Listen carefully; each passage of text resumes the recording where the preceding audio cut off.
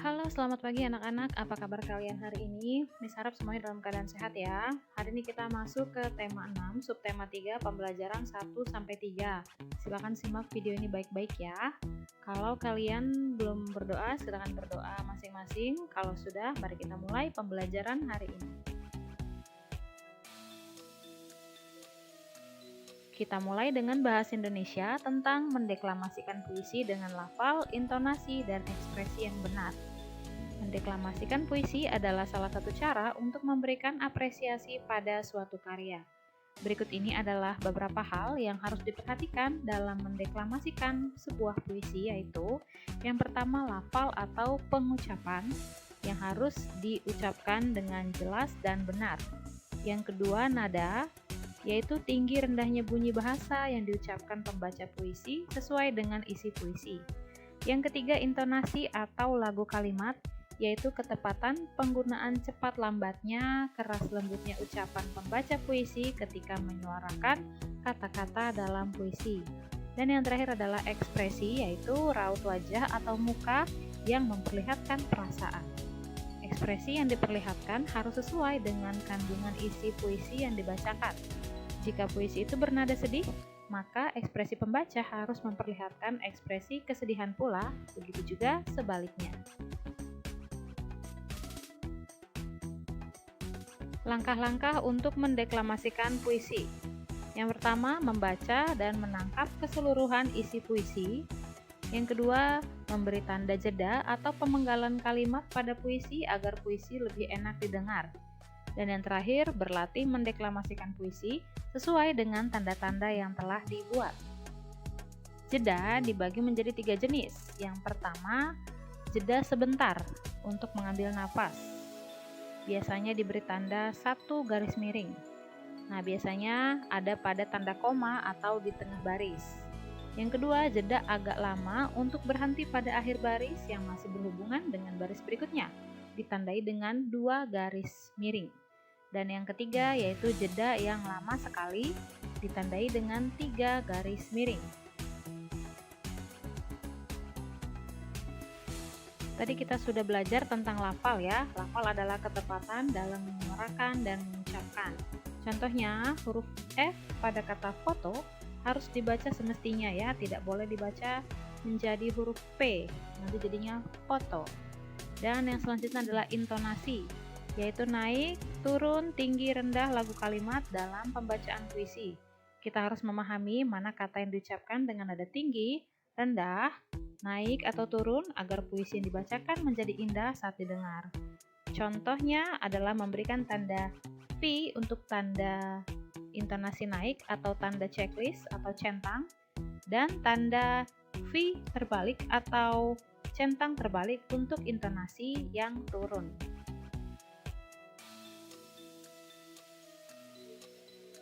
Nah, berikut ini adalah contoh pemberian tekanan pada baris puisi yang menggunakan tanda V atau checklist seperti berikut ini. Tanda V atau checklist 1 menyimbolkan tekanan kata pendek sekali. Jika tanda checklist atau V ada 2, berarti menyimbolkan tekanan kata agak pendek.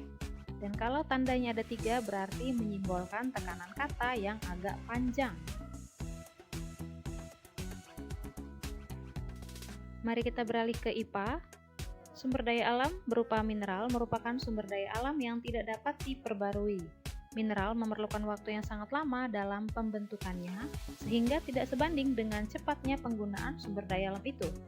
Mineral dapat berupa batuan, yang terdiri dari pasir, tanah liat, semen, dan bahan tambang seperti emas, besi, batu bara, minyak bumi, dan lain sebagainya. Sumber daya alam hayati berupa tumbuhan dan hewan yang menjadi sumber makanan manusia. Melalui poster, kita dapat mengkampanyekan pentingnya melestarikan sumber daya alam. Perhatian atau hal-hal yang harus diperhatikan dalam pembuatan poster. Yang pertama, informasi yang ingin disampaikan harus pesan yang singkat, padat, dan jelas. Tulisan harus dapat dibaca dengan jelas. Poster sebaiknya dibuat dengan baik dan serapi mungkin. Langkah-langkah untuk membuat poster adalah sebagai berikut. Yang pertama, tentukan temanya, misalnya tentang pelestarian sumber daya alam hayati. Kemudian, cari beberapa informasi tentang tema yang telah ditentukan itu agar lebih mudah. Buatlah beberapa pertanyaan yang berhubungan dengan tema tersebut. Kemudian, buatlah sebuah peta pikiran untuk menjawab pertanyaan-pertanyaan tersebut. Lalu, rancanglah sebuah poster untuk menyampaikan pesan yang ditentukan. Nah, setelah rancangan jadi, mulailah dengan memindahkan pesan tadi ke kertas ukuran A3 atau ukuran lain.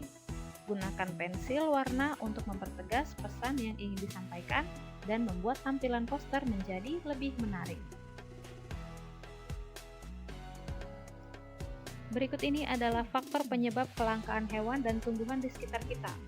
Faktor penyebab kelangkaan tumbuhan antara lain, tumbuhan bisa terkena hama dan penyakit, sulit berkembang biak karena faktor tertentu, misalnya karena cuaca dan bencana alam. Yang ketiga, mengalami kekeringan sehingga tidak memungkinkan untuk tumbuh dengan baik dan dimanfaatkan terus-menerus oleh manusia tanpa ada usaha untuk melestarikannya. Sedangkan faktor penyebab kelangkaan pada hewan, diantaranya habitatnya dirusak oleh manusia, misalnya dengan pembakaran hutan, tidak mampu beradaptasi terhadap perubahan alam yang terjadi, sering diburu oleh manusia untuk dijadikan hewan peliharaan, dijual dan digunakan sebagai hiasan ataupun obat, dan membutuhkan waktu yang cukup lama untuk berkembang biak.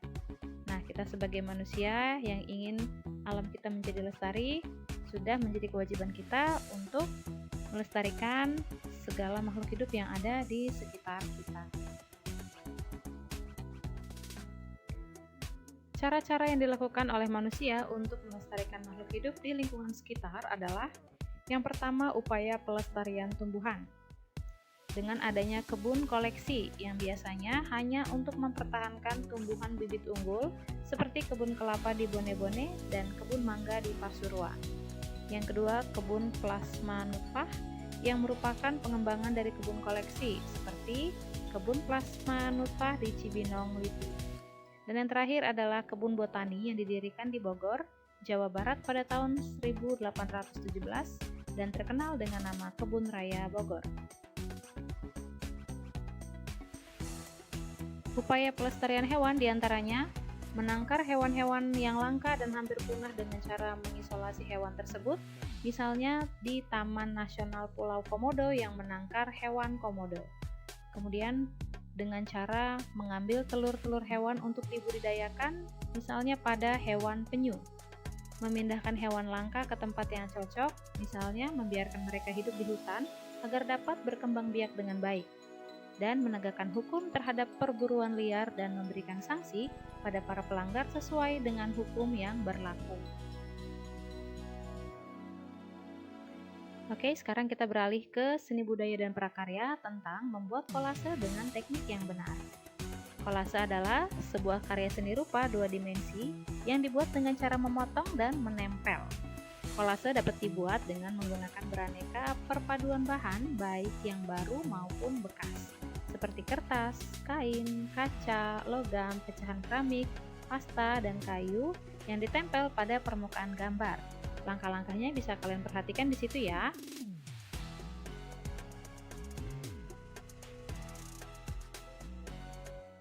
Sekarang kita lanjut ke materi PPKN tentang keragaman agama dan tempat ibadah di Indonesia.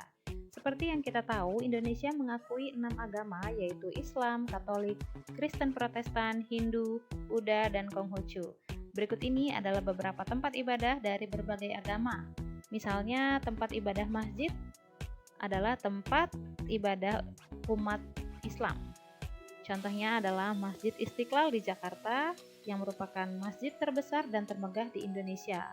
Yang kedua yaitu gereja adalah tempat ibadah umat Katolik dan Kristen Protestan.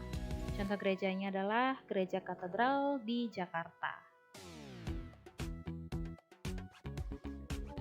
Selanjutnya yaitu pura, tempat ibadah umat Hindu. Contohnya yaitu Pura Besakih di Bali. Dan kemudian ada vihara atau wihara yang merupakan tempat ibadah umat Buddha. Contohnya Mahavihara Maitreya di Medan. Yang terakhir yaitu kelenteng adalah tempat ibadah agama Konghucu. Contohnya kelenteng Sampokang di Jawa Tengah. Walaupun berbeda agama dan tempat ibadah, kita harus saling menghargai dan mendukung dalam rangka tercipta persatuan dan kesatuan bangsa. Perilaku yang dapat kita lakukan untuk menjaga persatuan adalah menghormati orang lain saat melaksanakan ibadah sesuai dengan agamanya. Materi terakhir adalah IPS tentang persebaran flora dan fauna di Indonesia. Yang pertama, persebaran flora di Indonesia. Peta persebaran sumber daya alam berupa flora atau tumbuhan dibagi menjadi tanaman pangan, tanaman industri, dan hutan. Tanaman pangan terdiri atas tanaman padi, palawija, sayur-sayuran, dan buah-buahan. Yang kedua, tanaman industri dapat berupa tebu, karet, kopi, teh, kelapa sawit, tembakau, dan kopra. Dan yang terakhir, tanaman hutan yang sangat diperlukan untuk mencegah banjir, tanah longsor, untuk menyimpan cadangan air, serta perlindungan hewan-hewan liar. Contoh tanaman hutan antara lain pohon pinus, pohon cemara, dan lain-lain. Persebaran fauna di Indonesia. Peta persebaran sumber daya alam berupa fauna atau hewan, yaitu hewan liar dan hewan ternak. Hewan liar tinggal di hutan dan taman-taman nasional untuk dilindungi dari kepunahan. Contoh hewan liar antara lain harimau, kera, orangutan, gajah, badak, banteng, dan anoa. Hewan ternak merupakan hewan yang dipelihara atau diternakan untuk memenuhi kebutuhan manusia. Contoh hewan ternak yaitu ayam, itik, sapi, udang, domba, dan lain sebagainya. Oke anak-anak, itu tadi pembahasan materi kita hari ini. Semoga dapat dipahami dengan baik. Tetap semangat ya, meskipun sekarang sudah belajar kembali di rumah masing-masing. Kita akan bertemu di pembelajaran selanjutnya. Tetap jaga kesehatan ya, dimanapun kamu berada. Bye-bye, sampai jumpa. God bless you.